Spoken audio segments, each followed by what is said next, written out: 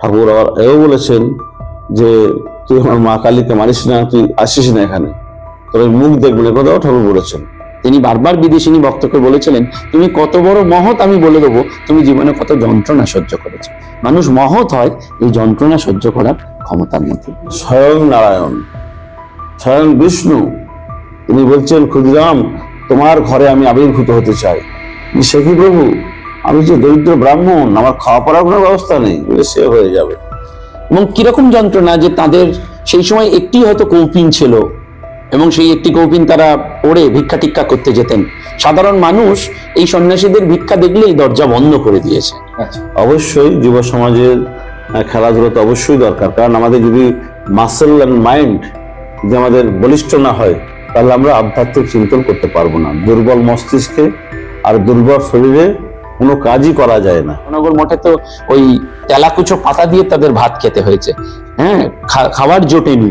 হ্যাঁ, কেউ কেউ সারাদিন নিরম্বু রয়েছেন, জপ ধ্যান করছেন, শশী মহারাজ কারুর মুখে মুখে এক খণ্ড করে ভাতের ডলা বা কিছু ভিক্ষা যা পাচ্ছেন সেটি দিয়েছেন।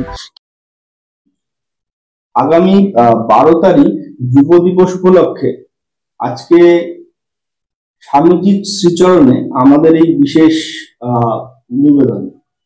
তো আজকে আমরা যেই আলোচনাটি করব এটি স্বামীজি প্রসঙ্গ। আর এই আলোচনাতে আমাদের সঙ্গে উপস্থিত আছেন পরম পূজ্যপাদ স্বামী শারদাত্মানন্দজি মহারাজ, নমস্কার, এবং অধ্যাপক অরিজিৎ সরকার মহাশয়, নমস্কার। তো আমরা আজকে আলোচনাটি সম্পূর্ণ স্বামীজির উপরে করব। বর্তমান যুগে, বর্তমান অবস্থায় স্বামীজির কে আমাদের কিভাবে সমাজে আমাদের দরকার।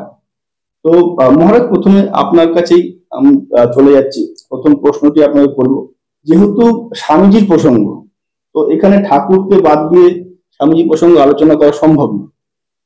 তো মহারাজ, যদি ঠাকুর প্রসঙ্গে আপনি কিছু বলেন, যে ঠাকুর স্বামীজিকে কিভাবে দেখতেন?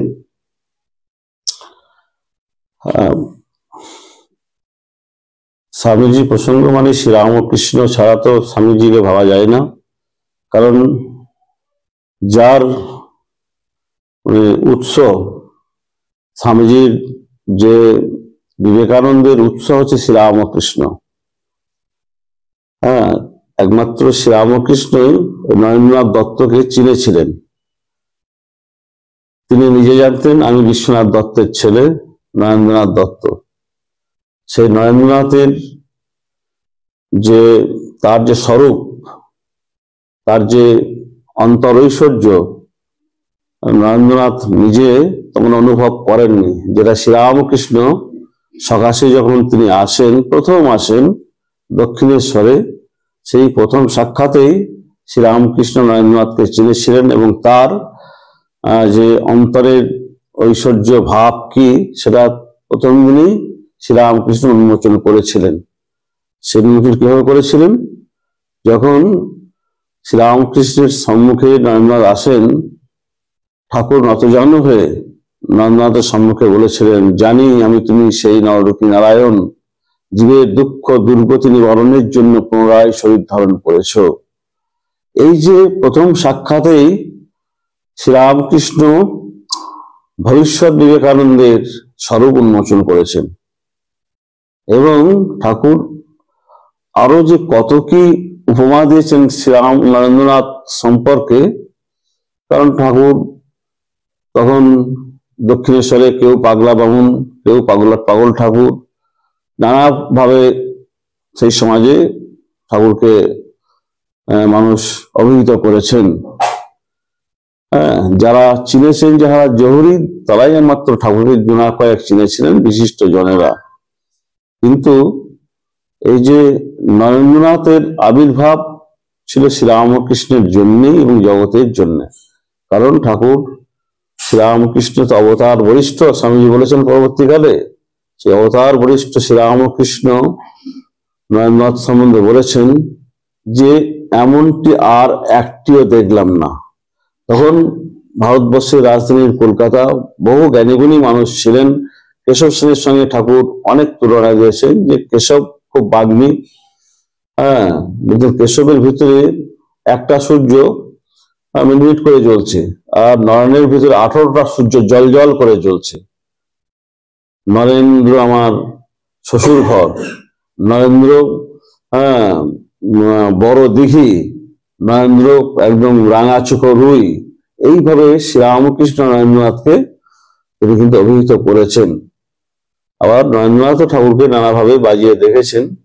এই যে গুরু এবং শিষ্যের যে প্রথম পর্যায়ের আমরা বিবেকানন্দ, নরেন্দ্রনাথ এবং শ্রীরামকৃষ্ণের যে আলাপচারিতা বা তাদের দর্শন, তাদের শ্রীরামকৃষ্ণের সম্মুখে নরেন্দ্রনাথের যে আসা যাওয়া, তখন কিন্তু ঠাকুর আবার এও বলেছেন যে তুই আমার মা কালীকে মানিস না, তুই আসিস না এখানে, তোর মুখ দেখবেন, কথাও ঠাকুর বলেছেন। কিন্তু নরেন্দ্রনাথ তবুও আসছেন। একদিন বলেই ফেললেন, তোর মুখ দেখতে চাই না, তুই আসিস কেন? নরেন্দ্রনাথ কি বললেন, যে আমি তোমায় ভালোবাসি তাই আসি। তখন ঠাকুর একদম উৎফুল্ল হয়েছে, নরেন আমাকে ভালোবাসে। এই ভালোবাসা, এই নিঃস্বার্থ ভালোবাসা, নিঃস্বার্থ প্রেম শ্রীরামকৃষ্ণ নরেন্দ্রের মধ্যে ছিল।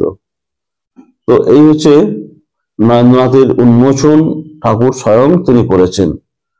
অনেকেই বলেন যে নরেন না থাকলে কি শ্রীরামকৃষ্ণের প্রচার হতো?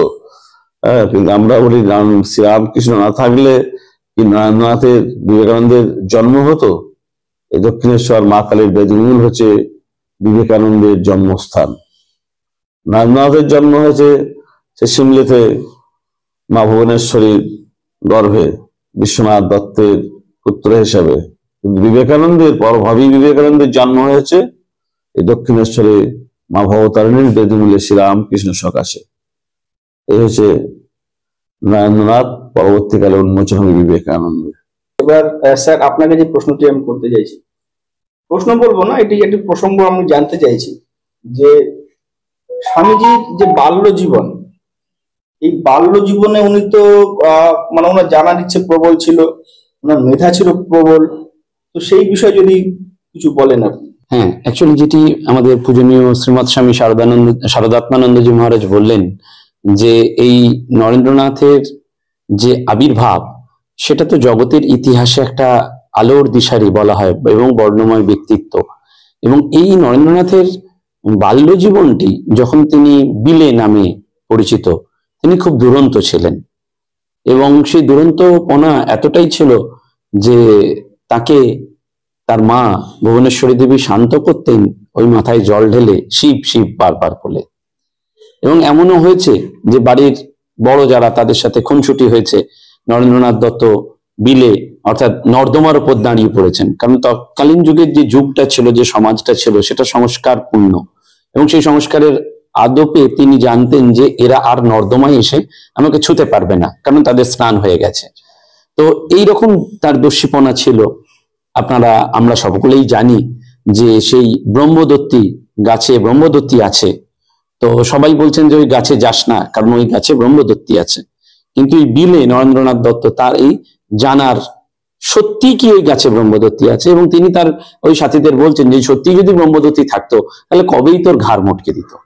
তাহলে এই যে তখনকার সমাজের যে প্রেক্ষাপট, সেখানেও দেখা যাচ্ছে যে একজন বালক বিলে, সে একদিকে যেমন দুরন্ত, কিন্তু আরেকদিকে তার সত্যকে জানার তীব্র আকুতি। সেই জন্যই হয়তো পরবর্তীকালে শ্রীরামকৃষ্ণ সত্য স্বরূপ, আমরা জানি যে সত্যকে বাদ দিয়ে শ্রীরামকৃষ্ণ নয়, সেখানে কোথাও যেন মিলে যাচ্ছে যে এই সত্য স্বরূপ শ্রীরামকৃষ্ণের কাছে এই ধ্যান সিদ্ধ নরেন্দ্রনাথ দত্ত বা বিলে আমাদের, তিনি আসছেন এই সত্যের প্রতি তার তীব্র আকুতি নিয়ে। এবং সেখান থেকেই তার কিন্তু এই ঈশ্বর দর্শন, সত্যি ঈশ্বরকে দেখা যায় কিনা, এই আকুতিটি ছিল। এবং অসাধারণ মেধাবী ছিলেন। ক্লাসে সমস্ত বন্ধুদের সাথে তার গল্প হচ্ছে, মাস্টারমশাই পড়াচ্ছেন, কিন্তু যেই মাস্টারমশাই পড়া ধরলেন, তখন দেখা গেল ক্লাসে সবাই বলতে পারছেন না, কিন্তু বিলে সে, অর্থাৎ নরেন্দ্রনাথ দত্ত, সে কিন্তু হুবহু পড়াটা বলে দিতে পারছে। অর্থাৎ সে একদিকে সকলের সাথে গল্প গুজব করছে, আড্ডা দিচ্ছে, কিন্তু আর একদিকে তার মনটি সম্পূর্ণরূপে একেবারে এই পড়ার দিকে নিবিষ্ট রয়েছে। অর্থাৎ এই মেধাবী, এই সত্যকে জানার ইচ্ছা এবং একটি দুরন্তপনা, এইটি যেমন তার ছোটবেলার বিলের স্বরূপ, পরবর্তীকালে আমরা দেখব যে বিবেকানন্দ মানে এক বহুমাত্রিক, মাল্টি ডাইমেনশনাল। আজকের যুগে আমরা সিঙ্গেল ডাইমেনশন, 2 ডাইমেনশন, 3 ডাইমেনশন যখন বলি, তখন এই মাল্টি ডাইমেনশনাল একটা ফ্যাসিনেটিং বিচ্ছুরণ, যেদিক থেকেই তাকান না কেন বিবেকানন্দ প্রত্যেকের কাছে একটা ইন্সপিরেশন। বিশেষ করে এই জাতীয় যুব দিবসের প্রাক লগ্নে আমরা বারবার এইটি চাইছি যে স্বামী বিবেকানন্দ যেন ইউথ আইকন, যেমন সাইক্লনিক হিন্দু মঙ্ক আমাদের সনাতন ভারতবর্ষকে জাগালেন, এই ভারতবর্ষের যে মূল সত্তা, যে ঋষিভূমি, দেবভূমি, পবিত্র ভূমি, তাকে যেন একেবারে নিদ্রিত ভারতকে জাগালেন।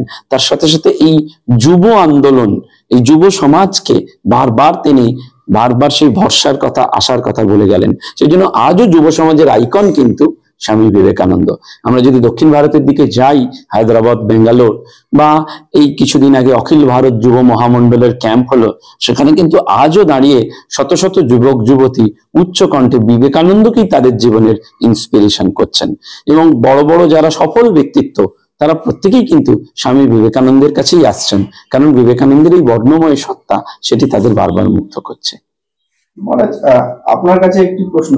গ্রাম থেকে একজন সাধারণ ঘরের মানে ব্রাহ্মণের ছেলে উঠে আসলেন এই দক্ষিণেশ্বরে, এসে একজন কোনো কিছু না মানা, চোখে না দেখে, না জেনে, না মানা একজন যুবককে কি করে এই ধর্মপথে নিয়ে আসলেন? কামারপুকুর থেকে শ্রীরামকৃষ্ণ এসেছিলেন এই কলকাতায়, লেখাপড়া করে না, একটু ধর্মের প্রতি তার অদম্য মোহ, ধর্মের প্রতি টান, দাদা রামকুমারের চিন্তা, বাবা গত হয়েছেন, সংসারে দায়ভার, ভাইটা একটু বাউন্ডি লোপনা, তো তাকে একটু কলকাতায় নিয়ে এসে একটু শিক্ষা দীক্ষা দিয়ে একটু রুজি রোজগারের ব্যবস্থা করবেন।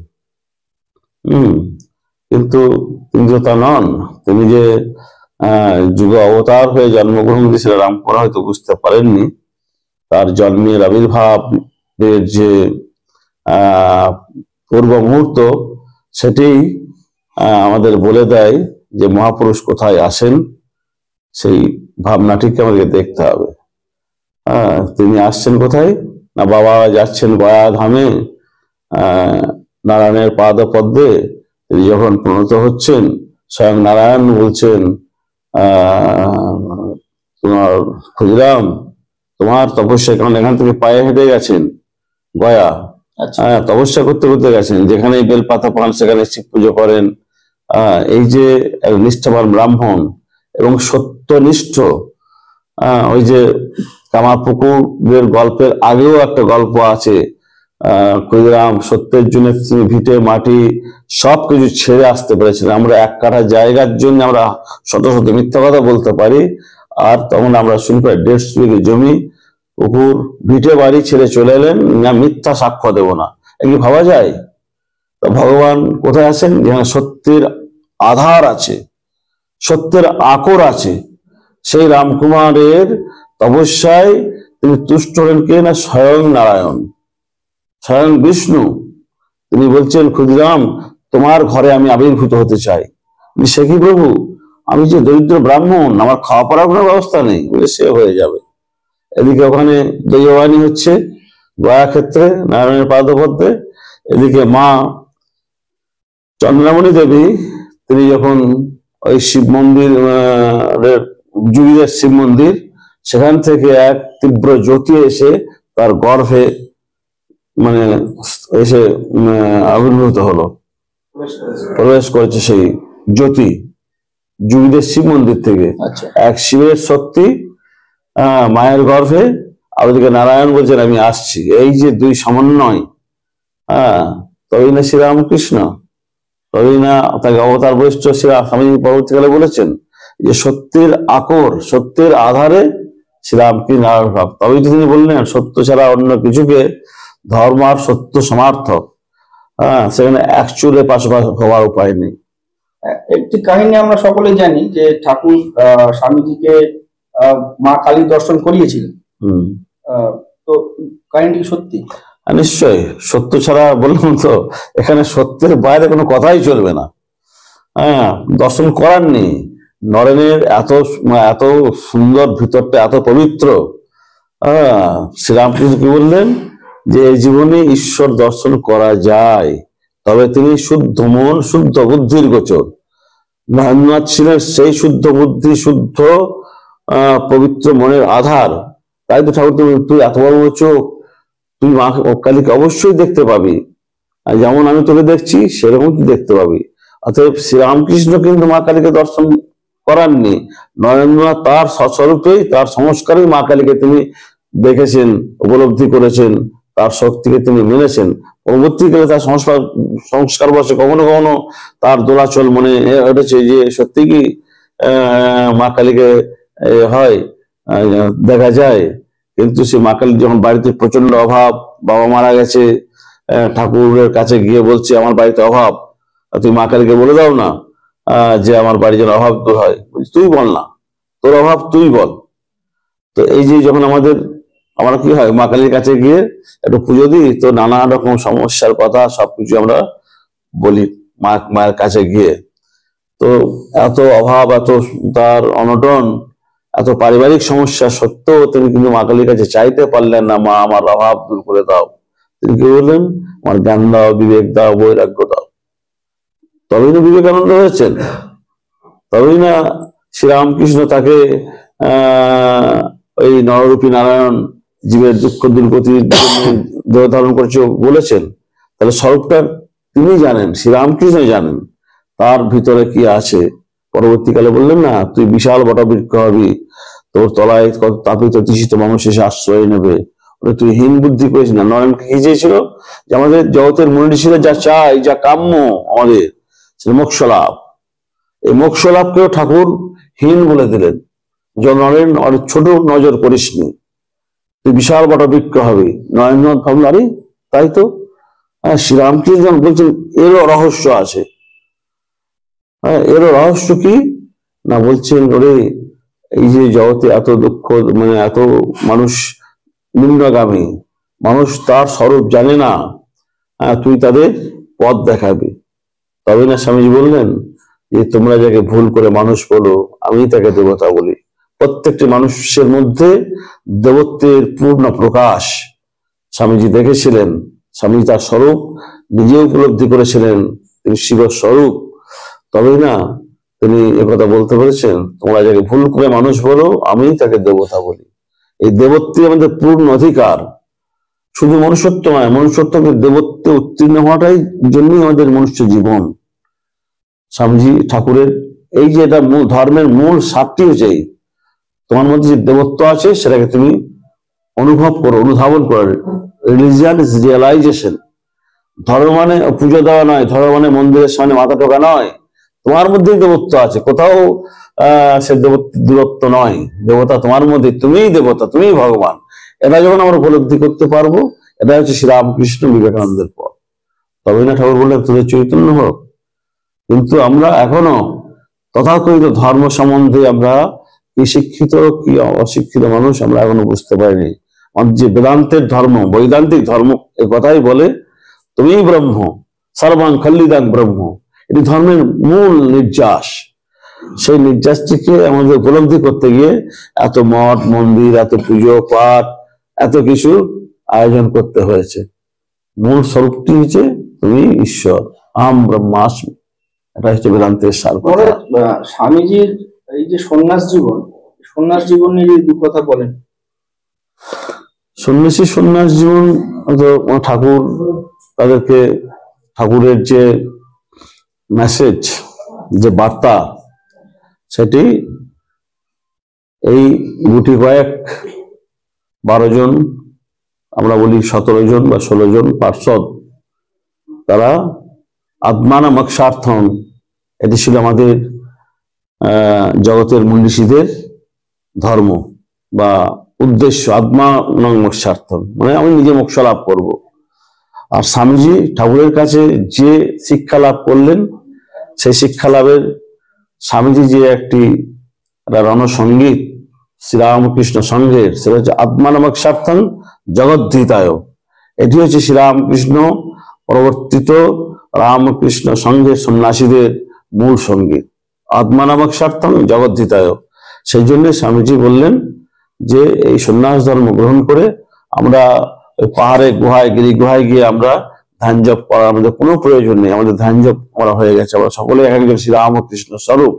আলমবাজার মঠের ঘটনা, স্বামীজি যখন বিশ্ব জয় করে ফিরে এলেন, বরানগর মঠে তাদের একটা আনুষ্ঠানিক সন্ন্যাস ধর্ম গ্রহণ করেছেন, বিরজা হোম করেছেন। ঠাকুর তাদেরকে বিরজা হোম বা সন্ন্যাসের যে মন্ত্র, এটা ঠাকুর বলে যাননি, কিন্তু ঠাকুর বলেছেন যা কিছু আমার নজিরের জন্য, সেই নজিরটাকে তোমরা এক্সপ্লেন করো। মানে গেরুয়া দেওয়া মানে সন্ন্যাস দেওয়া, কিন্তু সন্ন্যাসের যে আরো কার্যক্রম সেটি কিন্তু ঠাকুর নিজ হাতে করেননি। পরবর্তীকালে স্বামীজিরাই বরানগর মঠে বিরজা হোম করলেন। বিরজা হোমের যে পদ্ধতি সেটি অবদানন্দ মহারাজ নিয়ে এলেন সন্ন্যাসীদের সংঘ থেকে, এবং সেই সন্ন্যাসী সংঘ থেকে যে বিরজা হোমের পদ্ধতি মেনে তারা বরানগর মঠে তারা ওই ত্যাগের মন্ত্রে দীক্ষিত হলেন, এবং তারা বলেন আমরা আর জীবনে কেউ বাড়ি ফিরে অন্তত যাব না, আমরা জগৎ কল্যাণে আমাদের দেহ মন শ্রীরামকৃষ্ণ চরণে অর্পিত হলো আজ থেকে। এবার তারা সাধন ভজন করছেন, মূল দিশা তখনও ঠিক হয়নি। ঈশ্বর দর্শন আমাদের জীবনের উদ্দেশ্য সন্ন্যাসীদের। স্বামী যখন বিশ্ব জয় করে ফিরে এলেন, তখন আমাদের পরাধীন ভারতবর্ষ, শিক্ষার অভাব, খাদ্যের অভাব, আমাদের কি বলবো স্বকীয়তার অভাব, আমাদের স্বাভিমানের অভাব, স্বামীজিরা পরাধীন ভারতে লক্ষ্য করলেন। স্বামীজি আলমবাজার মঠে ফিরে এলেন, ফিরে এসে গুরু ভাইদের বললেন যে সারা বিশ্ব ঘুরে এই সার বুঝলাম যে ভগবান শ্রীরাম কৃষ্ণের বিশ্বজনের উদার বার্তা সারা বিশ্ব গ্রহণ করবে। কারণ আমাদের পরাধীন দেশে স্বামীজির তখন ওই ভাব গ্রহণ করার মতো মানসিকতা আমাদের মানুষদের মধ্যে নেই, কারণ আমাদের পেটের অভাব আছে, শিক্ষার অভাব আছে।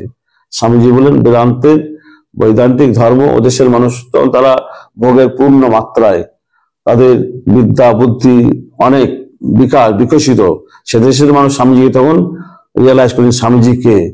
তাই তো স্বামীজিকে দেখে এতজন বিদেশি বিদুষিনী তারা ভাবছেন যে এই ব্যক্তি যদি এমন হয়, তার গুরু কেমন, তার দেশ কেমন, ভাবছে একটা বিরাট কিছু। কিন্তু স্বামীজি বলছেন না, আমাদের দেশ সেই জায়গায় এখনো নেই। আধ্যাত্মিকতার ভিত্তিভূমি হচ্ছে ভারতবর্ষ, সনাতন ধর্ম, আমাদের বেদের যে সুর, বেদের যে জন্ম, সেটাই ভারতবর্ষের ভূমিতেই।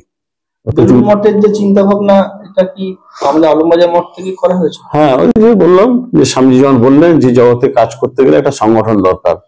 আমরা এতদিন বিভিন্ন জায়গায় তপস্যা করেছি যে যার মতো, ঠিক আছে, এই অব্দি আমাদের হয়ে গেছে, আমাদের জগৎকে আমাদের শিক্ষা দিতে হবে, আমাদের জীবন দেখাতে হবে। সেই শিক্ষা কি? ত্যাগ এবং সেবা। এই দুটো পিলার হচ্ছে রামকৃষ্ণ সংঘের মূল ভিত্তি। এই যে 12 জন 17 জন সন্ন্যাসী, তারা আলমবাজার মঠে কি মানে অভূতপূর্ব তপস্যা, মানে অবর্ণনীয় তাদের অভাব, কিন্তু তাদের মধ্যে কোনো ব্যক্তি অভাব নেই, তাদের কোনো শারীরিক খাদ্যের অভাব নেই, কারণ তারা আত্মানন্দে ভরপুর, তাদের মধ্যে ভগবানের সত্তা পূর্ণ মাত্রায় জাগ্রত। রবীন্দ্রনাথ স্বামীজি বললেন তোরা সবাই এক একজন শ্রী রামকৃষ্ণ। স্বামীজি একদিন আলমবাজার মঠে সবাই ধরলেন, স্বামীজি তুমি বিদেশ থেকে ফিরে এসছো, আজকে তোমাকে পুজো করতে হবে। তো রামকৃষ্ণানন্দ বাবুরাম মহারাজ তাদের পুজোর দায়িত্ব ছিল, তারা ফুল বেলপাতা খুব সাজিয়ে বুঝিয়ে আত্মারামের পটে আলমবাজার মঠেই রয়েছে ঠাকুরের যে অস্থি কলস, স্বামীজি আজ পুজো করবেন। তো স্বামীজি ঠিক আছে, আজ আমি পুজো করবো। তো স্বামীজি এসব ফুল বেলপাতা চন্দন টন্দন ইত্যাদি দিয়ে যেমন পুজোর উপকরণ হয় সব সাজিয়ে দিয়েছে। স্বামীজিকে পুজো বসলেন, স্বামীজি ধ্যানস্থ। স্বামীজি ধ্যান ভাঙলে 1 ঘন্টা পেরিয়ে গেছে। স্বামীজি তখন ফুল বেলপাতা চন্দন 2 হাতে নিয়ে আগে গুরু ভাইদের মাথায় দিচ্ছেন। এই হচ্ছে শ্রী বিবেকানন্দের পুজো। যে কি তোরাই তো সবাই একজন শ্রী রামকৃষ্ণ, তোরা কি কম? এই হচ্ছে ভাব।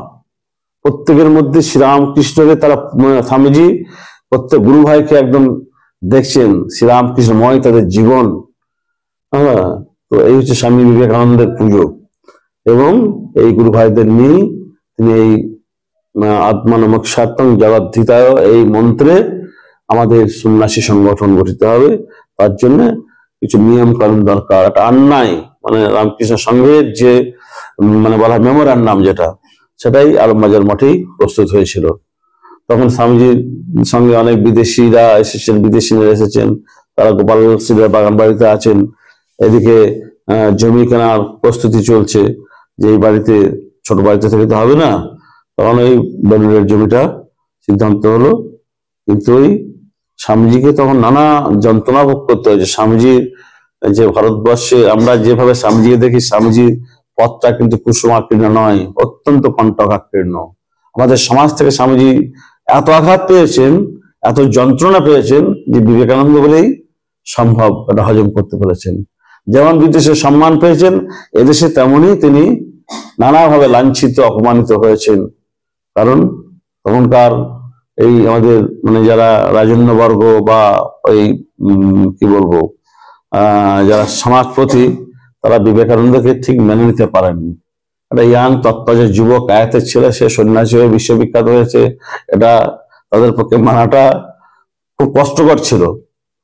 তো এই স্বামীজি যে যন্ত্রণা ভোগ করেছেন, তাই আমি অরিজিতের কাছে শোনা যে বিবেকানন্দ একটা যন্ত্রণার নাম। বিবেকানন্দ, আমরা যে বিবেকানন্দ ভাই, বিবেকানন্দ ভাই খুব মানে আনন্দের সঙ্গে এই ভাবধারাকে তিনি গঠন করেছেন, মোটেই না। অত্যন্ত প্রতিকূলতার মধ্যে আজকে আমরা একটা জায়গায় এসে দাঁড়িয়েছি। কিন্তু বিবেকানন্দকে যে যন্ত্রণা ভোগ করতে হয়েছে, তার জন্য তার হয়তো আর্লি মৃত্যুবরণ করতে হয়েছে তাকে, এটাও হতে পারে। কিন্তু সবটাই দৈব নির্দিষ্ট, এটাও ভাবনা। আমি স্যারকে জানতে চাইছি, তো বর্তমান যুগের যে যুব সমাজ, তো এই যুব সমাজ স্বামী বিবেকানন্দকে কিভাবে গ্রহণ করবে? হ্যাঁ, বর্তমান যুগ দেখুন, 2025 সালে দাঁড়িয়ে যখন আমরা আর্টিফিশিয়াল ইন্টেলিজেন্সের কথা ভাবছি, এআই তো এখন প্রতি মুহূর্তে আমাদের মানুষের জীবনকে নিয়ন্ত্রিত করছে। কিন্তু এই যুব সমাজের মূল যে ভাবনা স্বামী বিবেকানন্দের আদর্শে, তাদের জীবনটিকে গঠন করা। কারণ স্বামী বিবেকানন্দের এই যে পূজনীয় মহারাজ বললেন যে একটা সেন্ট্রাল মেসেজই ছিল man making is my mission, যে মানুষ চাই মানুষ। স্বামীজির সবচেয়ে বড় কথা আজকের দিনে দাঁড়িয়ে এই যে সমাজে যখন আমরা নিউজ পেপার দেখছি, সোশ্যাল মিডিয়ায় দেখছি, সাইবার ক্রাইম হচ্ছে, এত কিছু অপরাধ, সেই সবকিছুর মধ্যে যদি মানুষটা গন্ডগোলের হয়ে যায়, তাহলে সব গন্ডগোল হয়ে যায়। স্বামীজি সেই জন্য বলছেন মানুষ চাই মানুষ, আর সব হইয়া যাইবে। আসল মূলটি হচ্ছে মানুষ। এবং এই মানুষ হতে গেলে কি দরকার, সেটিও স্বামী বিবেকানন্দ বারবার বলছেন যে জগৎ চায় স্বার্থ শূন্য প্রেমদীপ্ত চরিত্র। অর্থাৎ একটা মানুষের চরিত্রটি আসল কথা। দেখুন, আমাদের টাকা সঙ্গে যাবে না, এই যে শিক্ষা দীক্ষা সম্মান, এটিও সঙ্গে যাবে না, কিন্তু এই যে চরিত্র, একটা মানুষ বেঁচে থাকে তার চরিত্রের দ্বারা। সেটি স্বামীজি বারবার বলছেন যে চরিত্র গঠন, এবং সেইটি শ্রীরামকৃষ্ণের ভাব, স্বামী বিবেকানন্দের ভাব, যেটা আজকের যুগের যুবক যুবতীদের কাছে যে স্বামী বিবেকানন্দের মূল যে চিন্তা ভাবনার মধ্যে আমরা এটাকে এরম ভাবে বলতে পারি, সেটা হচ্ছে একাগ্রতা। আজকের প্রতিটি বাড়িতে দেখুন একাগ্রতা, প্রতিটি মানুষের জীবনেই একাগ্রতার বড্ড অভাব। কিন্তু স্বামীজি এই যে একাগ্রতা, যে কাজটি করেছেন একেবারে ফুলেস্ট পসিবল কনসেন্ট্রেশন নিয়ে। স্বামী বিবেকানন্দের বহু জীবনের ঘটনা রয়েছে। মহারাজ যেমন তপস্যার দিকটির কথা বললেন, সেই রকমই একাগ্রতা, যেটিতে তিনি হাত দিয়েছেন একেবারে অভ্রান্ত। বিদেশে রয়েছে যে সমুদ্রের ভাসমান ঢেউয়ের উপর দিয়ে ডিমের খোসা ভেসে যাচ্ছে, তো ইয়ং ছেলেরা স্বামী বিবেকানন্দকে চ্যালেঞ্জ দিলেন যে আপনি কি পারবেন, এই ভাসমান জল তো স্থির নয়, সমুদ্র বুঝতেই পাচ্ছেন তার কম্পন রয়েছে জলের, তার উপর দিয়ে ডিমের খোসা ভেসে যাচ্ছে। স্বামীজি চ্যালেঞ্জটা অ্যাকসেপ্ট করলেন এবং একবার নয় বারবার ওই ফায়ারিং করলেন, যেমন আমরা মেলায় গিয়ে বেলুন টিপ করি সেরকম তিনি ফায়ারিং করলেন, এবং প্রতিবারই তিনি একেবারে নিখুঁত ভাবে সেগুলিকে গুলিবিদ্ধ করতে পারলেন। তখন এই যুবকরা খুব অবাক হয়ে গেলেন। তারা স্বামীজিকে বললেন যে আপনি এরকম কতবার প্র্যাকটিস করেছেন? স্বামীজি বললেন এর আগে আমি কোনোদিন বন্দুক ধরিনি, এটি প্রথম। তাহলে বললেন তাহলে রহস্য কি? এই যে এই সফলতার রহস্য। আজকে চারিদিকে সবাই আমরা প্রতিটি বাড়িতে, স্কুল কলেজ ইউনিভার্সিটিতে বাবা মায়েরা চাইছি যুবকদের যে সফল হও, তুমি একটা সাকসেসফুল হও। কি করলে? এত পড়াশোনা করলে, এত ইনভেস্টমেন্ট করলাম, চাকরি বাকরি করছো না, তাহলে তোমার সফলতাটা কোথায়? যখন এই সফলতাটা আমরা বাইরের জগৎ থেকে খুঁজছি, কিন্তু আমরা কেউ তাকাচ্ছি না যে স্বামী বিবেকানন্দ আমাদের এই ভারতবর্ষের যোগী, ঋষি, যেটি ঠাকুর তাকে বারবার বলছেন অখণ্ডের গডের ঋষি, আমরা যদি সেটাকে বাদও দিই, তাকে যদি স্বামী বিবেকানন্দ হিসেবে একজন যোগী, সাধক, মহাপুরুষ হিসাবে ভাবতে চেষ্টা করি, বা তিনি আসলে তাই, সুতরাং সেখানেও কিন্তু এই বার্তাটা আসছে যে সফলতা।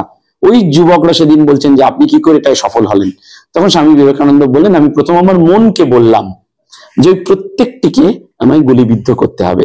মন থেকে আমার শক্তিটা পেশিতে এলো এবং আমি ওই ট্রিগার টিপলাম, বন্দুক থেকে গুলি গিয়ে বিদ্ধ হলো। এবং সেই জন্য স্বামীজি বারবার বলছেন the difference between an ordinary man and an extraordinary man lies in the degree of concentration, অর্থাৎ একাগ্রতা।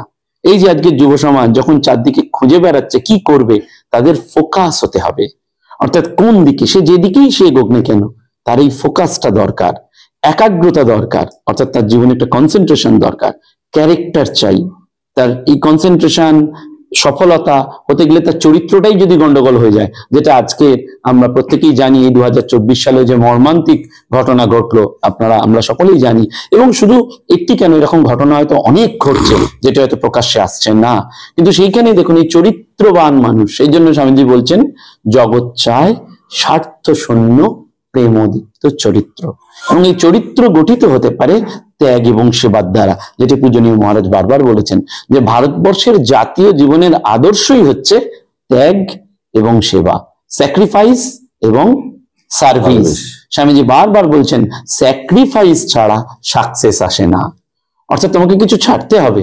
এটি আমাদের ভারতের ঋষিরা বহু যুগ আগে বলে গিয়েছিলেন, আমরা কত ভুলে গিয়েছিলাম।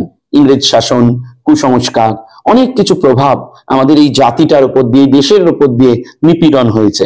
কিন্তু ভারতবর্ষের এটাই বিউটি যে ভারতবর্ষ বারবার অত্যাচারিত হয়েছে, কিন্তু সকলকে নিয়ে সে চলতে শিখেছে। এই জন্যই ঈশ্বরের সব থেকে প্রিয় দেশ হচ্ছে এই ভারতবর্ষ। বারবার এই ভারতবর্ষে অবতাররা জন্মেছেন, সাধকরা জন্মেছেন, মহাপুরুষরা জন্মেছেন, তারা সকলকে নিয়ে চলেছেন। এমনকি আমার আজকের দিনে বারবার স্বামী সত্যানন্দ দেবের কথা মনে পড়ছে। তিনি এই সাধু সম্প্রদায়ের জন্য বলতেন যে সবাইকে নিয়ে একটা ইউএনও গঠন করতে হবে, অর্থাৎ ইউনাইটেড নেশন অর্গানাইজেশন। এবং সেটা আমরা যখন বিদেশের আঙ্গিকে ভাবি, তখন এখানেও এই যে সাধু সম্প্রদায়ও সবাই এক, কারণ এই সাধুরা হচ্ছেন পিলার। কেন, কিসের জন্য পিলার? এই চরিত্র। সাধুর কাছে এলে আমরা সেই চরিত্রটা দেখতে পাই যে তিনি সৎ, পবিত্রবান, নিষ্ঠাবান, এই যে জপ ধ্যান করছেন। স্বামীজি এইটি বারবার বলছেন, অর্থাৎ তার কনসেন্ট্রেশন, যুব সমাজের সেই কনসেন্ট্রেশনটা চাই, যুব সমাজের সেই ক্যারেক্টার চাই। এবং স্বামীজি বারবার যুব সমাজ এই বার্তাটি দিতে চেয়েছেন তুমি পারবে। আমাদের বাড়িতে সাধারণ সমাজে বারবার বাচ্চাদের বলা হয় তোমার দ্বারা এটা হবে না। স্বামীজি বলছেন না, হ্যাভ ফেথ অন ইয়োরসেলফ, অর্থাৎ এক কথায় যাকে বলছে কনফিডেন্স। আমরা অনেক কিছু জানি, বুঝি, কিন্তু করতে পারি না। বারবার আমাদের মধ্যে একটা কাজ হয়, আমি কি পারবো, আমার দ্বারা কি হবে, আমি কি এগোবো। সাধারণ মানুষও ভয় পায়। স্বামীজি বারবার বলছেন have faith on yourself, you can do anything and everything. অর্থাৎ তুমি কনফিডেন্সটা রাখো, এই আত্মবিশ্বাসটা রাখো, এই আত্মসম্মান, আত্মবিশ্বাস, আত্মশ্রদ্ধা, এটা স্বামী বিবেকানন্দ ছাড়া আর কেউ শেখালেন না। সেজন্য 2025-এ দাঁড়িয়েও আমরা যদি সিনেমার ব্যাকরিলের মতন দেখি, তাহলে বিলে থেকে নরেন্দ্রনাথ থেকে স্বামী বিবেকানন্দ থেকে তার পাশ্চাত্য বিজয়, বেলুর মঠ প্রতিষ্ঠা, সবকিছুর ঊর্ধ্বে গিয়েও যেন আগামী দিনের তরুণ প্রজন্মকে, অনাগত কালের সমস্ত মানুষের কাছে এই বার্তাই তিনি দিয়ে যাচ্ছেন যে তুমি যদি একাগ্র হও তাহলে তোমার সফলতা আসবে, তুমি যদি চরিত্রবান হও তাহলে তোমার সফলতা আসবে, এবং সর্বোপরি তুমি যদি কনফিডেন্স রাখো, তোমার যদি বিশ্বাসটি থাকে, তাহলে নিশ্চয়ই তুমি একদিন বড় মাপের মানুষ হবে। অর্থাৎ যে সফলতার সূত্র আমরা বাইরে খুঁজছি, স্বামী বিবেকানন্দ আমাদের সেই সফলতা দিয়ে যাচ্ছেন, যেটা আজকের এই যুব সমাজের কাছে একান্ত গ্রহণীয় বলে আমাদের বারবার মনে হয়। তো একটি প্রশ্ন মহারাজ আপনাদের দুজনকেই আমি করব। তো প্রথমেই আপনাকে করতে চাইছি, প্রশ্নটি একটু বিতর্কিত। কিছুদিন আগে এই উক্তিটি নিয়ে আমাদের মানে ফেসবুক এবং ইউটিউবে একটি বিতর্ক তৈরি হয়েছিল। স্বামীজি বলেছিলেন যে গীতা পাঠের তুলনায় ফুটবল খেলা ভালো। তো এই বিষয়টি আসল কথা, তার পরের কথাটা আর কেউ মানে পড়েনি, পড়লে হয়েছিল জানেনি। গীতা পাঠের চেয়ে ফুটবল খেলা ভালো স্বামীজি বলেছেন, কিন্তু তারপরে কি বলেছেন সেটা আমরা তো পড়িনি। যার জন্য ওটুকুতেই সে অশ্বত্থমা হিতি হত ইতি গজ গজ, এরকম ব্যাপারটা হয়ে গেছে। অবশ্যই যুব সমাজের খেলাধুলা তো অবশ্যই দরকার, কারণ আমাদের যদি মাসেল অ্যান্ড মাইন্ড যদি আমাদের বলিষ্ঠ না হয়, তাহলে আমরা আধ্যাত্মিক চিন্তন করতে পারবো না। দুর্বল মস্তিষ্কে আর দুর্বল শরীরে কোনো কাজই করা যায় না। হ্যাঁ, সেই জন্য যুব সমাজ বলে খেলাধুলো করো, শরীরটা গঠন করো, তবে তো তুমি ঈশ্বর চিন্তা করবে, তবে তুমি গীতা তোমার মস্তিষ্কে তোমার ধারণ করতে পারবে। এই জন্যে তার মানে এই নয় যে গীতা পাঠ করা প্রয়োজন নেই। গীতা পাঠের প্রয়োজনীয়তা বা গীতা পাঠের উপলব্ধি তখনই আমি করতে পারবো যখন আমার শরীর মন মানে বলিষ্ঠ হবে, হ্যাঁ, আমাদের বলিষ্ঠ হবে, তবে আমরা এই আধ্যাত্মিক চিন্তন গীতা উপনিষদ আমরা উপলব্ধি করতে পারবো। স্বামী এই জন্য বলেছেন। তার মানে একথা কখনোই স্বামীজি বলেননি যে ফুটবলে খেলে যাবো, আপনাকে গীতা টিতা পড়তে হবে না। আমরা এখানেই আমাদের মানে ব্যাখ্যার ভুল, বোঝার ভুল। আর এগুলো যারা বলে তারাও ওই কি বলবো মানে অর্বাচীন বলাটাই ভালো, কারণ আমরা স্বামীজিকে সেভাবে তো কেন বলেছেন সেটার মানে আমরা ব্যাখ্যা করি না। অতএব ফুটবলে খেলতে হবে, তার সঙ্গে গীতাও পড়তে হবে। ফুটবল খেললে আমি গীতাটা ভালোভাবে অনুধাবন করতে পারবো, এই জন্য এই কথাটা স্বামীজি বলেছেন। স্যার আপনাকেও এই একই প্রশ্ন করতে। হ্যাঁ, একেবারে মহারাজ যেটি বললেন একেবারে আমরা সবাই সেটি একসাথে এক সুরেই বলতে পারি যে স্বামীজির প্রতিটি কথার মধ্যে যেটি রয়েছে ভাব। স্বামী বিবেকানন্দ, শ্রীরামকৃষ্ণ এবং মা শারদা একটি আদর্শের ঘনীভূত মূর্তি। সুতরাং সেই কথার আক্ষরিক অর্থ যেমন থাকে, সেই কথার পেছনে অর্থাৎ তার একটা ব্যাকগ্রাউন্ড মিনিং থাকে, যে মিনিংটি বারবার আমাদের ভাবায়। যে মহারাজ যেটি বারবার বললেন, আমাদের প্রাচীন ঋষিরাই বলে গিয়েছেন ধর্ম সাধন করতে গেলে আমাদের শরীরটিকে প্রথমে গঠন করে নিতে হবে। কারণ এই দুর্বল মস্তিষ্ক, দুর্বল হৃদয় থাকলে আমরা উচ্চ চিন্তা করতে পারবো না। উচ্চ চিন্তা করার জন্যই এই সত্য আহার। আমরা আজকের যুগে দেখুন খুব ফাস্ট ফুড খাচ্ছি, যেখান থেকে যখন তখন যা কিছু খেয়ে নিচ্ছি, এটা কিন্তু আমাদের শরীর মনের উপর একটা প্রভাব ফেলছে। এটি শাস্ত্রে বারবার বলা হয়েছে যে সত্য আহার। স্বামী বিবেকানন্দ গীতা পাঠ, ফুটবল খেলা, এই দুটো কি মেলাচ্ছেন কোথাও? কারণ ফুটবলেরও থেকে তিনি শিক্ষা নিতে বলছেন। এই পদাঘাতের বদলে পদাঘাত, ফুটবলে একটা বলকে আরেকজন ডিজ করে, সেটি স্বামীজি যেমন বলছেন, তেমনি গীতা স্বামী বিবেকানন্দ বারবার বলছেন যে ভগবান শ্রীকৃষ্ণের চরিত্রের ঘনীভূত রূপটি হচ্ছে গীতা। শ্রীরামকৃষ্ণদেব যেটি বারবার বলেছেন যে গীতার মধ্যেই ত্যাগের কথা রয়েছে।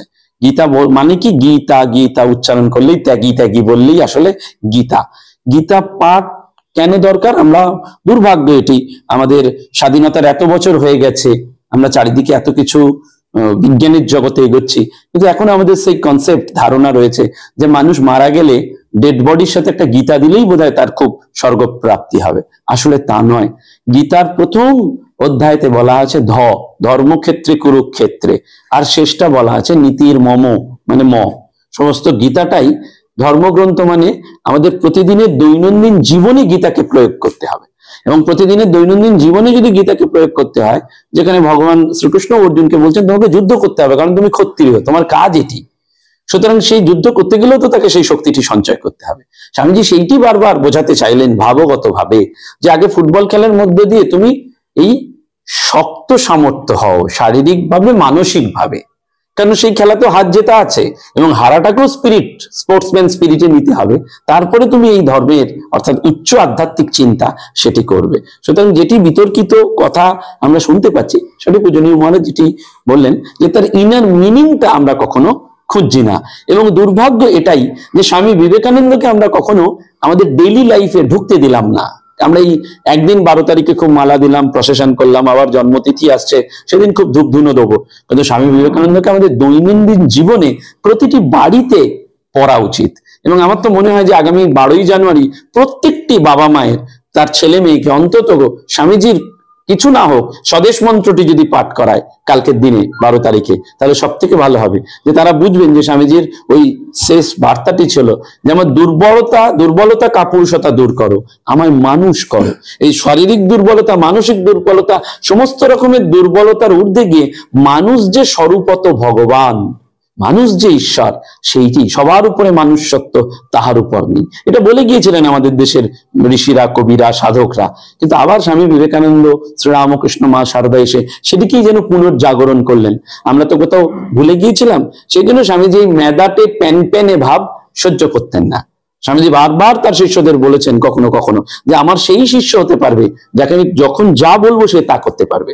কেউ কেউ স্বামীজির কাছে দীক্ষা নিতে গেছেন, স্বামীজি বলছেন এক্ষুনি কি জলে ঝাঁপ দিতে পারবি? যদি দিতে পারিস তাহলে তুই শিষ্য হতে পারিস, এবং চাইলে আমি তোকে বিক্রি পর্যন্ত করে দিতে পারি, সেই শর্তেও যদি তুই রাজি থাকিস তবেই তোকে আমি শিষ্য করবো। অর্থাৎ যে স্পিরিট, স্পোর্টসম্যান স্পিরিট, সেইটি না থাকলে কিন্তু হবে না। সেটা গীতার ওই শ্লোক আওড়ানো নয়, প্রতিদিনের জীবনে এটিকে আনতে হবে। সেটি এই কথার মূল তাৎপর্য, যেটি আমরা না পড়ার কারণে, না ভাবার কারণে অনেক দূরে সরে যাচ্ছি। স্যার, স্বামীজি নিয়ে আলোচনা তো শেষ হওয়ার না, ঘন্টার পর ঘন্টা চলবে। একদমই তাই। তো স্বামীজির এই যে সন্ন্যাস জীবনে মহারাজ বললেন যে বিবেকানন্দের আরেক নাম হচ্ছে কষ্ট বা যন্ত্রণা। তো দু একটি যদি প্রসঙ্গ আপনি বলেন বা একটি দুটি। হ্যাঁ, অ্যাকচুয়ালি স্বামী বিবেকানন্দ মহারাজ যেটি সুন্দর করে বলেছেন, ভগবান শ্রীরামকৃষ্ণ পরমহংসদেব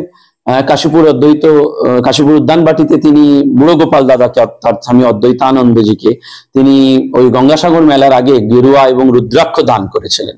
কিন্তু আনুষ্ঠানিকভাবে বিরজা হোম করে যে সন্ন্যাস, সেটি স্বামী বিবেকানন্দ নিয়েছিলেন। কিন্তু এই সন্ন্যাসী হবার পরেও তাদের যে সাধনা বরানগর মঠ এবং আলমবাজার মঠে যেটি মহারাজ বললেন সেটি অবর্ণনীয়। এবং কিরকম যন্ত্রণা যে তাদের সেই সময় একটি হয়তো কৌপিন ছিল, এবং সেই একটি কৌপিন তারা পড়ে ভিক্ষা টিক্ষা করতে যেতেন। সাধারণ মানুষ এই সন্ন্যাসীদের ভিক্ষা দেখলেই দরজা বন্ধ করে দিয়েছে, তাদের ভিক্ষা পর্যন্ত দিতে চায়নি। কখনো কখনো এরকম কটূক্তি পর্যন্ত করেছে যে গতর থাকতে তোমরা খেতে পারো না, এরকম বলেছেন। সমাজে তখন রামকৃষ্ণের চেলা ন্যাড়ানেরির দল বলে বিদ্রুপ পর্যন্ত করা হয়েছে। এবং এই যন্ত্রণাগুলো স্বামী বিবেকানন্দকে সহ্য করতে হয়েছে। এবং যখন বেলুড় মঠ প্রতিষ্ঠা হচ্ছে তখন কিন্তু বালি মিউনিসিপ্যালিটি কর চাপিয়ে দিচ্ছে যে ওটা বাগান বাড়ি হিসাবে। কখনো কখনো তারা উচ্চতন সাহেবদের পাঠাচ্ছে যে সত্যি ওখানে কোনো শ্রীরামকৃষ্ণের অর্থাৎ ধর্মচর্চা হচ্ছে, অধ্যাত্ম সাধনা হচ্ছে, না অন্য কিছু হচ্ছে। এই সমস্ত কিছু যন্ত্রণার মধ্যে দিয়েই তাকে যেতে হয়েছে, এগোতে হয়েছে।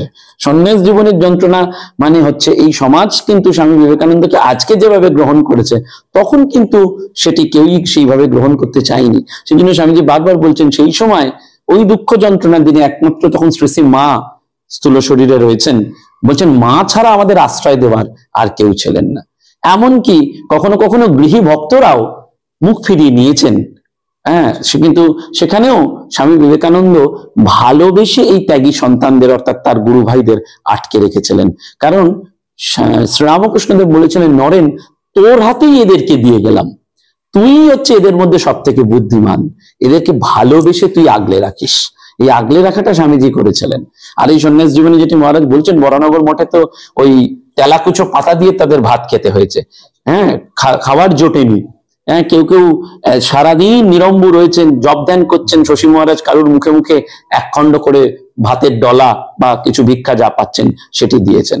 কিন্তু মহেন্দ্রনাথ দত্ত বলছেন, মাস্টারমশাই বলছেন যে ওই সময় ত্যাগ তপস্যা এতই ছিল যে একজনের গায়ে চিমটি কাটলে অন্যজন উ করে উঠতো, অর্থাৎ পরস্পরের প্রতি ভালোবাসা। অর্থাৎ এই সমস্ত যন্ত্রণা স্বামী বিবেকানন্দকে ভোগ করতে হয়েছে। এবং পাশ্চাত্য থেকে ফিরে এসেও স্বামীজিকে ছাড়েনি। স্বামীজি সেই মঞ্চে যারা ছিলেন তারা কুৎসা রটিয়েছেন যে ও দেশে গিয়ে চরিত্র খারাপ হয়ে গেছে। স্বামীজির মা তখন গর্ভধারিণী মা তখন জীবিত। স্বামীজি বারবার বলছেন ওইসব কথা বলো না, তাহলে আমার মায়ের দুঃখিনী মায়ের কাছে গেলে মা হয়তো আর জীবিত থাকতে পারবেন না, সন্তানের দুঃখ। অর্থাৎ এই যন্ত্রণার মধ্যে দিয়ে কিন্তু স্বামী বিবেকানন্দের এই জীবনের প্রকাশটি ঘটেছিল। অর্থাৎ যন্ত্রণার আর এক নাম যেটি মহারাজ বারবার বললেন, বিবেকানন্দ প্রতি মুহূর্তে ওই যন্ত্রণা পেয়েছেন, কিন্তু এই যন্ত্রণাকে তিনি যন্ত্রণা বলে মনে করেননি, দৈবী আনন্দে ভরপুর ছিলেন, কারণ তিনি পূর্ণ হিসেবেই এসেছেন। সেই জন্য সেই অখণ্ডের ঋষি বারবার আমাদের এইটি দেখিয়ে যাচ্ছেন যে যন্ত্রণার মধ্যে দিয়ে তোমার মহত্ব। তিনি বারবার বিদেশিনী ভক্তকে বলেছিলেন, তুমি কত বড় মহৎ আমি বলে দেবো, তুমি জীবনে কত যন্ত্রণা সহ্য করেছো। মানুষ মহৎ হয় এই যন্ত্রণা সহ্য করার ক্ষমতার মধ্যে দিয়ে।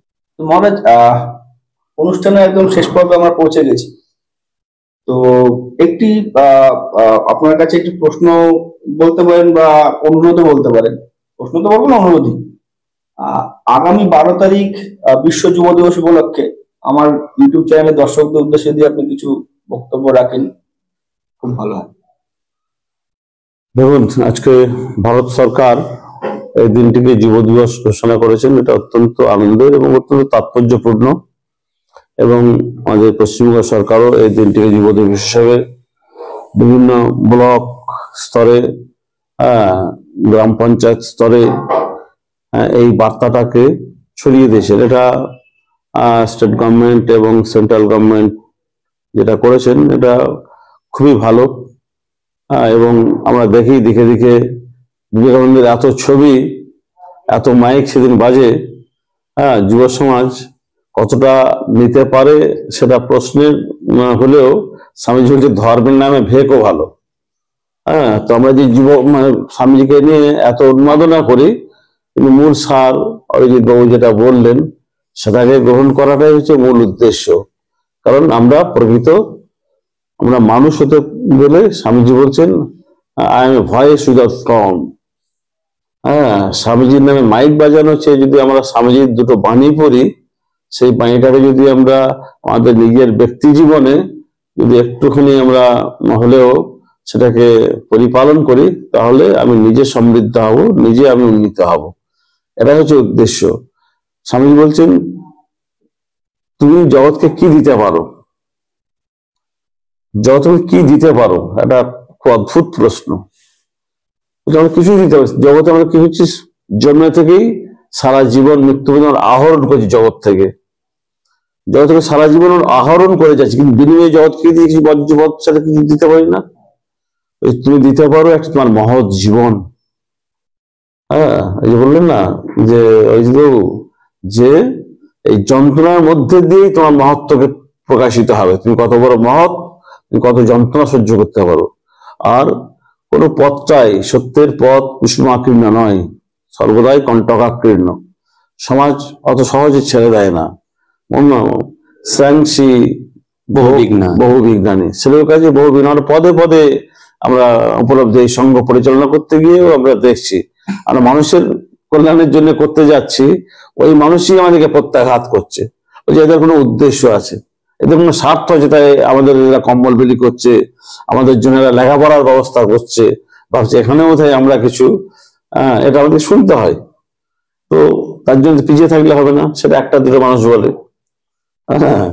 আমরা এত উৎসবের আয়োজন করি, হাজার হাজার লোক খেয়ে গেল, একটা লোক হয়তো কোনো তরকারি চেয়েছে পায়নি, সে রটিয়ে দিল, এই তরকারি চেয়েই পেলাম না, তার মানে কি আমরা তাকে তরকারি না দেওয়াটাই আমাদের উদ্দেশ্য? এরকম বহু ঘটনা আছে যে আমাদেরকে এসব করে কি হবে। তো নেওয়ার ক্ষমতা মানুষের খুব কম। স্বামীজি একটা জায়গায় বলেছেন যে পেটের খাবার অনেক হয়েছে, ভারতবর্ষ এখন অভুক্ত নয়। স্বামীজি যখন বলছে তখন কিন্তু ভারতবর্ষে যথেষ্ট দারিদ্রতা, কিন্তু বর্তমানে কোনো মানুষ কিন্তু না খেয়ে নেই। আজকে গ্রাম বাংলায় কোনো ভিখারি নেই। আজকে যে আমরা কম্বল বিতরণ করি সেটা একটা উৎসব মাত্র, দারিদ্রতা নয়। আমরা এখন কম্বল বিলি করে হাততালি দিই যে আমরা কতটা আহম্মক, আমরা বুঝি না আমরা কি করছি। যাতে আগামী দিন কম্বল বিলি করতে না হয় সেটাই আমি চাইবো। প্রত্যেকটা মানুষ স্বয়ং সম্পূর্ণ হবে, প্রত্যেকটা মানুষ আত্মমর্যাদায় বেঁচে থাকবে। আমি কেন একটা হাত পেতে কম্বল নেবো, দরকার হলে আমি একটা কম্বল দেবো, এই মানুষকে দিনে আমাকে বাঁচতে হবে। কম্বল বিলি করতে যখন মানুষের দারিদ্রতা ছিল, মানুষের যখন খাদ্যাভাব ছিল, খাদ্য বিতরণ করতে হয়েছে, সারা জীবন করতে পারলে আমরা হাততালি পুরাবো? তাহলে আমরা কোন জায়গায় পড়ে আছি? আমরা যারা কম্বল বিলি করছি তারাও কোন জায়গায় পড়ে আছি? আর যারা নেয় তারা একটা প্রতি বছরই তাদের কম্বল চাই, বুঝলেন? আমার একটা কম্বল, সাধু জীবনে একটা কম্বলই আছে, যেটা 35 বছর 36 বছর ব্যবহার করছি, একটি মশারি ব্যবহার করছে 20 বছর। তো প্রয়োজন তো হয় না। অভাবটা হচ্ছে মনের, অভাবটা হচ্ছে স্বভাবের, সে অভাব কখনোই মেটানো যাবে না। স্বামীজি বলছেন তোমার যদি যেখানে শিক্ষার আলো নেই সেখানে তুমি সমস্ত সম্পদ তুমি বিতরণ করো, তার অভাব যাবে না। কারণ মনের দৈন্যতা কখনোই পূর্ণ করতে পারবে না যতক্ষণ না মানুষ সচেতন হচ্ছে, যতক্ষণ না মানুষ আত্মমর্যাদায় সে নিজেকে দাঁড় করাতে পারছে। স্বামীজি বারবার বলছেন দাও দাও ফিরে নাই চাও, যদি থাকে হৃদয়ের সম্বল। এ মানুষ কোথায়? সবাই চাই একটা একটা শাড়ি বিক্রি করলে বা একটা কম্বল, হাজার মানুষ ভিড় করছে। মানুষ জানে না যে এটা আমার কতটা অন্তর্দৈন্যতা, এটা আমার ব্যক্তি জীবনের দৈন্যতা নয়, এটা বাইরের দৈন্যতা নয়, এটা আন্তর্দৈন্যতা। সেই জন্য আমাদের বাড়াতে হবে কি, আন্তর ঐশ্বর্য সমৃদ্ধ করতে গেলে এই আধ্যাত্মিক চেতনার পথে আমাদেরকে বিবেকানন্দের বাণীকে পড়তে হবে। তবে আমরা সমৃদ্ধ হতে পারবো। নালে ওই চারিদিকে দেখি এটা অতি সত্য ঘটনা। এখন বিবেক উৎস মানেই মুরগির মাংসের মৎস্য, খুব বাস্তব সত্য ঘটনা। যুব সমাজ ঠিক দিশা এখনো পাচ্ছে না, তবুও মন্দের ভালো যে স্বামীজির ছবিটাকে নিয়ে টানাটানি করছে লোকে। হাজার হাজার লক্ষ লক্ষ স্বামীজির ছবি মানুষের চোখের সামনে প্রতিভাত হচ্ছে, এতেও মানুষের কল্যাণ হবে। মানুষ যখন বুঝতে শিখবে যে হ্যাঁ আমার প্রকৃত ওয়ান্টিংটা কি, প্রকৃত আমার কি প্রয়োজন, সেই প্রয়োজনে যখন বোধ করবে তখন দেখবে আর মানুষ হাত পাতবে না। এটাই সব থেকে বড় প্রয়োজন। আর স্বামী এই ধরনের মানুষ চেয়েছেন। ভারতবর্ষে মানুষের মধ্যে ধর্ম চেতনা আছে, ধর্ম ভাবনা আছে, কিন্তু প্রকৃত ধর্মটা কি সেই শিক্ষার বড় অভাব আছে। যতক্ষণ না এই শিক্ষায় আমরা উন্নীত হতে পারছি ততক্ষণ আমাদের অন্তরের অভাব দূর হবে না। তাই স্বামীজি বলছেন আমার বাণী পড়লে যে মানুষ শুয়ে আছে সে উঠে বসবে, যে বসে আছে সে দাঁড়িয়ে পড়বে, যে দাঁড়িয়েছে দৌড়তে শুরু করবে। কারণ স্বামীজির বাণী পড়ার লোকের বড় অভাব। অতএব স্বামীজিকে পড়তে হবে, তাহলে সে অন্তত মানুষ হবে, কথা দৃঢ় কণ্ঠে আমি বলতে পারি। স্বামীজি পড়লে একটি মানুষ একটি পূর্ণ মানুষে রূপান্তরিত হতে পারবে। এটাই প্রয়োজন যুব সমাজের মধ্যে। স্যার, একদম শেষ প্রশ্ন করে আজকের অনুষ্ঠান শেষ করব। তো বর্তমান ভারতবর্ষে স্বামী বিবেকানন্দের প্রয়োজনীয়তা কি? স্বামী বিবেকানন্দের প্রয়োজনীয়তা শুধু বর্তমান বলে নয়, অতীত বলে নয়, ভবিষ্যতে নয়। তিনি একজন ইটার্নাল ব্যক্তিত্ব।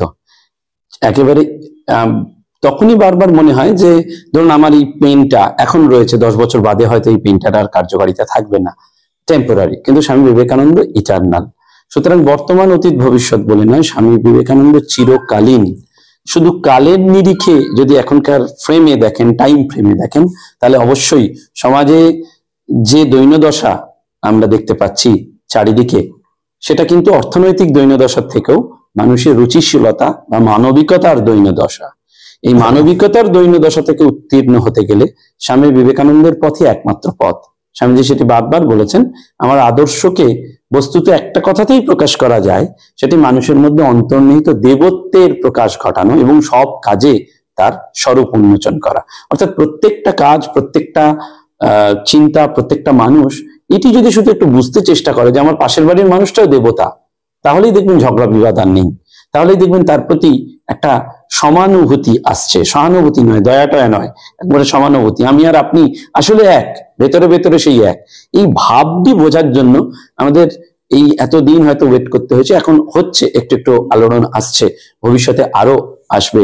কারণ স্বামীজি বারবার বলছেন আগামী 1500 বছর এটি চলবে। এই রামকৃষ্ণ বিবেকানন্দের যে ভাব, রামকৃষ্ণের ভাব মূলত, সেটা আগামী 1500 বছর চলবে। আমরা ইতিমধ্যেই সেটি দেখতে পাচ্ছি, যুব সমাজের মধ্যে সেই আন্দোলন, আলোড়ন এসেছে। বহু যুবক সত্যি সত্যি কাজ করছেন স্বামীজির ভাবে। এই অন্তত 12ই জানুয়ারি বহু যুবক এগিয়ে এসছেন, বহু গ্রামে স্কুল কলেজ ফর্মাল ইনফর্মাল ওয়েতে তারা সেবা ভাবনায় করছেন। বড় কর্পোরেট সেক্টরের মানুষ তারা স্বামীজির নামে CSR প্রকল্প করছেন। এটা তো কোথাও একটা পজিটিভ দিক সমাজের এই নেগেটিভ দিক থেকে। কারণ স্বামীজি বারবার, এটি আমাদের বারবারই যে বর্তমান যুগের কথা যখন আসছে, তখন ওই বিশ্বকবি রবীন্দ্রনাথ ঠাকুরের কথা মনে পড়ে, if you want to know India read Swami Vivekananda. যদি ভারতবর্ষকে জানতে হয় তাহলে বিবেকানন্দকে পড়তে হবে। কেন?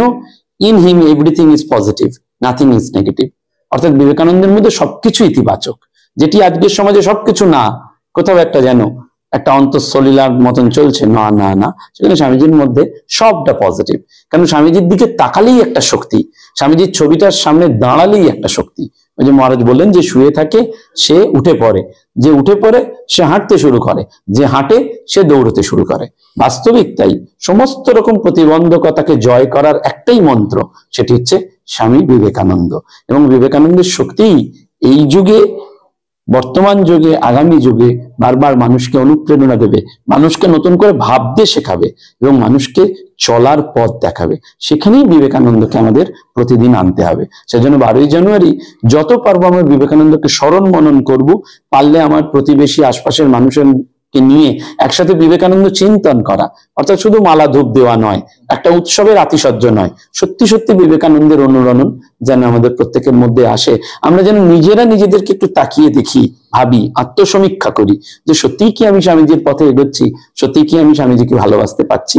তাহলে দেখবো স্বামীজির ওই শক্তি, তিনি বারবার বলেছেন যে আমার কথা চিন্তা করে তার মধ্যে দিয়ে আমার শক্তি, যে আমার চিঠি পড়ে, whoever will read my letter the spirit or the power will imbibe, সত্যি সত্যি সেই স্বামীজির চিঠিপত্র পত্রাবলী যতই পড়বেন দেখবেন শক্তি আসবে। আর আমাদের মধ্যে সেই শক্তির জাগরণটি এখনকার দিনে একমাত্র দরকার। এটি স্বামী বিবেকানন্দের প্রাসঙ্গিকতা, তিনি চিরপ্রাসঙ্গিক। সুপ্রিয় দর্শক বন্ধুরা, তো আজকে আমাদের এই অনুষ্ঠানটি স্বামী বিবেকানন্দের শ্রী পাদপদ্মে একটি ছোট্ট নিবেদন। তো আমার এবং আমার চ্যানেলে পরম সৌভাগ্য, পরম পূজ্যপাদ স্বামী শারদাত্মানন্দজি মহারাজ আজকে আমাদের চ্যানেলে উপস্থিত আছেন এবং থেকে উনি এই আলোচনাটি করলেন, এবং অধ্যাপক শ্রী অরিজিৎ সরকার মহাশয় আজকে আমার চ্যানেলে উপস্থিত থেকে আলোচনাটি করলেন। আরো এই ধরনের নতুন নতুন আলোচনা আপনাদের সামনে আমরা নিয়ে আসবো। তো অবশ্যই চ্যানেলে চোখ রাখুন এবং দেখতে থাকুন বেস্ট জয় ইউটিউব চ্যানেল। আজকের মতো এই পর্যন্ত, আবার দেখা হবে নতুন কোনো এপিসোডে। নমস্কার।